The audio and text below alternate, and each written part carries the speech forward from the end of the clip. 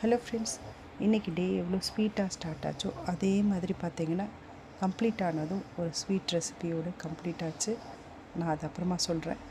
First பார்த்திங்கன்னா டின்னருக்கு வந்து பம்கின், கேரட், டொமேட்டோ போட்டு பாஸ்தாவும் பட்டாணியும் பொட்டேட்டோவும் சூப் பண்ணியிருந்தேன் போட்டு சூப் ரெசிபி இன்றைக்கி ஃபஸ்ட் டைம் நான் ட்ரை பண்ணியிருந்தேன். ரொம்ப அருமையாக வந்தது.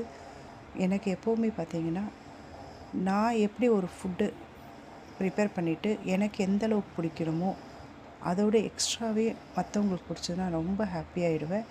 அதுபடி பார்த்திங்கன்னா இன்றைக்கி பாஸ்தா ரெசிபியாக இருக்கட்டும், சூப் ரெசிபியாக இருக்கட்டும், எனக்கு இன்றைக்கி வந்து குட்டி கெஸ்ட்டு வீட்டுக்கு வந்திருந்தாங்க. அவங்க வரைக்கும் எல்லாருக்குமே ரொம்ப பிடிச்சிருந்தது.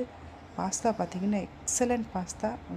நீங்களும் இதுக்கு முன்னாடி நான் ஆல்ரெடி அப்லோட் பண்ணியிருக்கேன் நம்மளோட யூடியூப் சேனலில். இங்கே போய் பார்த்து ட்ரை பண்ணி பாருங்கள். என்னென்னா ரொம்ப ஹெல்த்தி பாஸ்தா.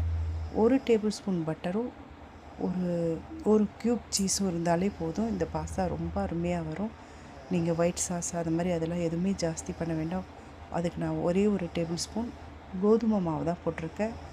மற்றபடி இந்த வெஜிடபிள்ஸ் இது இருக்கு பாருங்கள், அதை குக் பண்ணி அதை அரைச்சி அது மூலியமாகவே அந்த சாஸ் மாதிரி பண்ணி இந்த பாஸ்தா பண்ணியிருக்கு. பார்த்திங்கன்னா அருமையாக இருக்கும். நீங்களும் ட்ரை பண்ணி பாருங்கள். சூப் ரெசிபி நான் இன்னொரு நாள் உங்களுக்கு சின்ன சின்ன மாடிஃபிகேஷன் பண்ணி உங்களுக்கு இதை அப்லோட் பண்ணுறேன். பட்டாணி சூப்பு இந்த சீசனில் பட்டாணி சூப் செஞ்சு கண்டிப்பாக ட்ரை பண்ணி பார்க்கலாம் நம்மளும். அதே மாதிரி இன்றைக்கி நாங்கள் 26th ரிப்பப்ளிக் டேக்கு ஜிலேபி வாங்கணும்னு நினச்சேன். இன்றைக்கி தான் வாங்கி ராத்திரி டின்னருக்கு ஜிலேபியோட கம்ப்ளீட் ஆச்சு.